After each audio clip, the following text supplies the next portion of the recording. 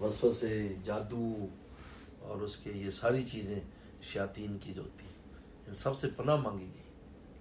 تو شیطان تو پہلے تو کرتا ہی جادو، وسوسے اور جادو سے تو کام شروع کرتا ہے.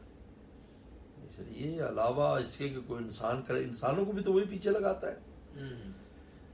اس لیے حدیث شریف میں یعنی لکھا ہے کسی اس میں نے پڑھا کہ شیطان جو ہے جب عاجز آ جاتا ہے کسی آدمی کو لینڈ سے ہٹانے میں تو لوگوں کو اس کے پیچھے لگا دیتا ہے تاکہ وہ کام نہ کر سکے.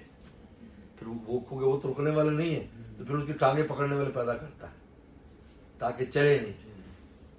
یہ تو پھر یہی ہے، کوئی جادو کر رہا ہے، کوئی حسد کر رہا ہے، کوئی بغض کر رہا ہے، کوئی یہ کر رہا ہے، وہ کر رہا ہے، اور خود بھی لگ جاتا ہے ساتھ. تو اس وجہ سے اس لیے بزرگوں کے زیر سے اعمال کا اہتمام، بزرگوں کے زیر سایہ ان کی دعا اور نظر میں رہنا چاہیے. اس کے بعد حفاظت نہیں ہے. یہ عجیب بات ہے. یعنی یہاں تک لکھا ہے کہ ذکر جو ہے، ذکر کوئی بھی بندہ کر سکتا ہے. اس کے بارے میں لکھا ہے کہ اگر ذکر کرے گا اور وہ کسی بزرگ کے زیر سایہ نہیں ہے، ذکر کر رہا ہے خود، مطلب ہے ذکر شروع کر دیا اور ذکر زیادہ شروع کر دیا، فرما اس پر شیاطین حملہ آور ہوں گے اور وہ اس کو پاگل کر دیں گے. ہاں جی. اور اس کی وجہ لکھی اس کو، اور یہ وجہ لکھنے والے صرف ان کی کتاب میں الابریز جو ہے نا، وہ ابریز کتاب ہے ان کی، عبدالعزیز دباغ کے ملفوظات ہیں. اس میں پھر میں نے پڑھن میں لکھا تھا کہ دراصل بات ہے کہ جب آپ ذکر اذکار کرتے ہو تو نور نکلتا ہے. جب وہ نور اگر بہت زیادہ نکلے تو شیاطین ہوشیار ہو جاتے ہیں کہ یار یہ دیکھو یہاں کوئی کام ہمارے خلاف ہو رہا ہے، تو فوراً حملہ آور ہوں گے.